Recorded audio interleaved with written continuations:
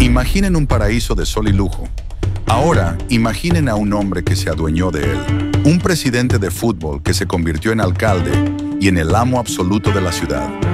Un showman que, desde su jacuzzi, le gritaba a toda España que él estaba por encima de la ley. Pero detrás del espectáculo se escondía el verdadero negocio. Jesús Gil no solo levantaba edificios, creó una máquina perfecta para lavar dinero, y sus mejores clientes llegaron desde el este. La mafia rusa, cientos de millones de euros sucios, blanqueados a través del ladrillo, a la vista de todos. Esta no es solo la historia de un alcalde corrupto, es la historia de cómo un solo hombre convirtió una de las ciudades más glamurosas del mundo en el cajero automático del crimen organizado. La historia de Jesús Gil no empieza en un palacio, sino en un hogar humilde bajo la dictadura de Franco. Abandonó los estudios y se convirtió en vendedor de piezas de coche, pero su ambición era desmedida. Pronto encontró su verdadera vocación, el ladrillo, la construcción. Su primer gran proyecto fue una urbanización a las afueras de Madrid llamada Los Ángeles de San Rafael. Fue su salto al dinero fácil y rápido, y también su primer gran crimen. El 15 de junio de 1969, durante una celebración, el techo del restaurante principal de la urbanización se vino abajo. La investigación posterior fue demoledora. La obra se había hecho sin arquitectos, sin planos y con cemento que todavía no se había secado. El resultado fue una masacre. 58 personas murieron aplastadas y 150 resultaron heridas. Gil fue juzgado y condenado a 5 años de cárcel por homicidio imprudente. Su carrera parecía terminada, pero entonces ocurrió algo que definiría el resto de su vida. Tras solo 18 meses en prisión, recibió un indulto personal del dictador Francisco Franco. Pagó una multa y salió a la calle como un hombre libre. Esta experiencia le enseñó una lección fundamental. Para él, las reglas no aplicaban. La ley era para los demás. Con poder y contactos podía salirse con la suya, incluso después de causar la muerte de 58 personas. No fue solo un perdón, fue el nacimiento de un monstruo convencido de su propia impunidad. En los años 80, Marbella ya no era el refugio de príncipes y estrellas de Hollywood que el príncipe Alfonso de Hohenlohe había creado décadas atrás. La ciudad dorada había perdido su brillo, sufría una fuerte crisis inmobiliaria, y la delincuencia callejera ahuyentaba al turismo. Era una ciudad en decadencia, con un gobierno local débil e ineficaz. Jesús Gil vio una oportunidad. En 1991, aterrizó en la política de Marbella con su propio partido, el GIL, cuyas siglas eran, sin modestia, las de su propio apellido, Grupo Independiente Liberal. Su mensaje era simple, directo y brutalmente efectivo. Prometía seguridad, empleo y devolverle el esplendor a la ciudad. Le decía a la gente exactamente lo que quería oír, y cumplió a su manera. Su política de seguridad fue salvaje. Ordenó perseguir y dar palizas a prostitutas y consumidores de drogas. Expulsó a extranjeros de bajos ingresos y pagaba a los sin techo para que abandonaran la ciudad. Para una parte de la población, sus métodos funcionaban. La delincuencia callejera disminuyó y la gente se sentía más segura. El resultado fue una victoria aplastante. Gil se convirtió en alcalde con una mayoría absoluta arrolladora. Fue reelegido 3 veces, siempre con un apoyo masivo, incluso cuando ya pesaban sobre él graves acusaciones de corrupción. Cuando un juez lo envió a prisión, miles de ciudadanos de Marbella salieron a la calle para defenderlo. Pero la limpieza de las calles era una farsa estratégica. Gil no estaba creando una ciudad segura, estaba preparando el terreno.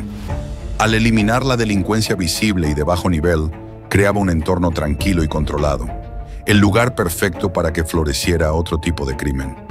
Uno mucho más grande, silencioso y rentable.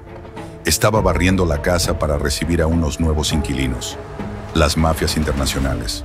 Jesús Gil no gobernó Marbella, la trató como si fuera su empresa privada. Su objetivo era simple, saquearla. Para ello diseñó un sistema de corrupción perfecto, y para ejecutarlo necesitaba a un hombre en la sombra, Juan Antonio Roca, su asesor de urbanismo. Roca era el cerebro, el ingeniero de la trama. Juntos crearon una empresa municipal llamada Planeamiento 2000, controlada por Roca. A través de ella, ignoraron todas las leyes urbanísticas de España. Otorgaban licencias de construcción basándose en un futuro plan general que nunca se aprobó. Era un sistema completamente ilegal, y lo sabían. Gil despreciaba tanto la legalidad que incluso intentó trasladar físicamente las oficinas del ayuntamiento a su propio club financiero, donde hacía sus negocios. Cualquiera que se interpusiera en su camino era aplastado. Pedro Moreno Brenes, el secretario del ayuntamiento, fue el primer y único funcionario que se atrevió a plantarle cara.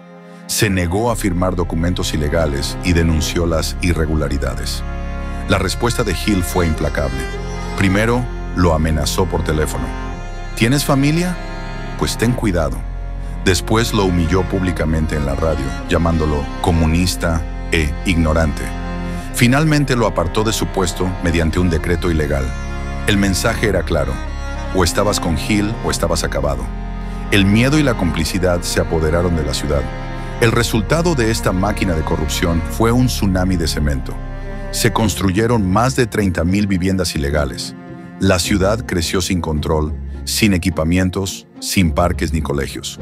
Pero este caos no era un efecto secundario de la corrupción, era el objetivo.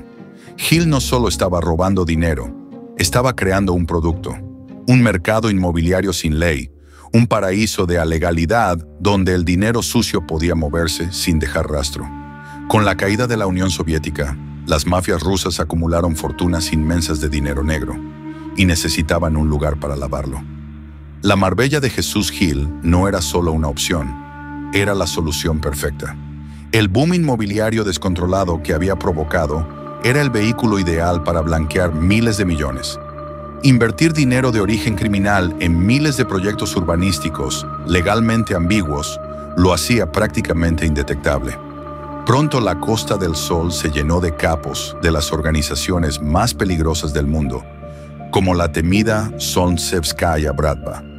Utilizaban complejas redes de sociedades pantalla y testaferros para comprar propiedades y financiar construcciones, convirtiendo el dinero del narcotráfico, la extorsión y el tráfico de armas en ladrillos y apartamentos de lujo.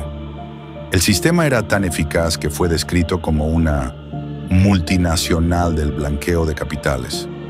Gil había creado el ecosistema perfecto para el crimen global. No es que las mafias se infiltraran en su ciudad, es que él les abrió la puerta y les ofreció sus servicios. La corrupción urbanística no era solo para enriquecerse él y sus socios, era el producto que vendía a sus verdaderos clientes. El Marbella FC, el equipo de la ciudad, se convirtió en otra pieza de este engranaje. Años después de la muerte de Gil, su presidente, Alexander Greenberg, fue detenido en la Operación Oligarch, acusado de liderar una red de la mafia rusa y de blanquear 30 millones de euros a través del club. Jesús Gil no era un simple alcalde corrupto que miraba para otro lado. Era un empresario del crimen, el director ejecutivo de Marbella S.A., una corporación cuyo principal negocio era facilitar la delincuencia a escala mundial. En la cima de su poder, Jesús Gil se sentía invencible. Era presidente del Atlético de Madrid, alcalde de Marbella y una estrella de la televisión. Tenía su propio programa, Las Noches de Tal y Tal, que presentaba desde un jacuzzi rodeado de mujeres en bikini. Era la personificación del exceso y la impunidad. Pero el sistema judicial empezaba a reaccionar. El fiscal Carlos Castresana fue uno de los primeros en enfrentarse a él, iniciando una larga batalla legal contra su imperio de corrupción. Poco a poco, los casos empezaron a acumularse. El caso Camisetas destapó cómo Gil desvió 450 millones de pesetas del dinero público de Marbella para patrocinar a su propio club de fútbol. Por este delito, fue finalmente condenado e inhabilitado para ejercer cargos públicos durante 28 años. El caso Saqueo demostró el desvío sistemático de cientos de millones de euros de las arcas municipales a través de una red de empresas fantasma. Sin embargo, el error que selló su destino no fue la corrupción, sino la ambición desmedida. En 1999, en un acto de máxima soberbia, decidió expandir su partido político a las ciudades de Ceuta y Melilla, dos territorios españoles en el norte de África de enorme importancia estratégica. Esa fue la línea roja que el Estado no estaba dispuesto a tolerar. Como reveló el periodista de investigación Juan Luis Galiacho, el CNI, el Servicio de Inteligencia Español, empezó a investigarlo, considerándolo una amenaza para la seguridad nacional. El Estado, que durante años había mirado para otro lado, ahora caía sobre él con todo su peso. Su imperio no se derrumbó por la justicia local, sino por la geopolítica. Su crimen final no fue robar, fue aspirar a ser un poder alternativo al propio Estado. Jesús Gil murió el 14 de mayo de 2004 a causa de un derrame cerebral. Murió antes de que la justicia pudiera condenarlo por la mayoría de sus delitos. Con su muerte, muchas de las causas penales contra él se extinguieron. No dejó casi nada a su nombre, pero su herencia fue devastadora. Tras su muerte, el castillo de Naipes se derrumbó. En 2006, el gobierno español tomó una medida sin precedentes en la historia de la democracia.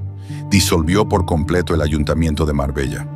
El sistema que Gil había creado era tan corrupto que no podía ser reformado. Tenía que ser demolido. Fue entonces cuando estalló el caso Malaya, el mayor escándalo de corrupción municipal de la historia de España. La investigación demostró que la máquina de saqueo que Gil construyó siguió funcionando a pleno rendimiento con sus sucesores, Julián Muñoz y Marisol Yagüe. El legado de Gil todavía asfixia a Marbella. La ciudad arrastra una deuda millonaria que, según las previsiones, no terminará de pagar hasta el año 2040.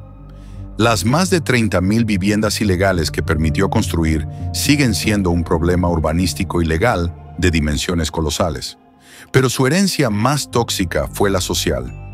Una cultura de dinero fácil, de desprecio por la ley y de masoquismo colectivo, donde los ciudadanos aplaudían al hombre que les estaba robando a la cara. Marbella, el paraíso soñado, sigue pagando, décadas después, el precio de haberle vendido su alma a su propio padrino.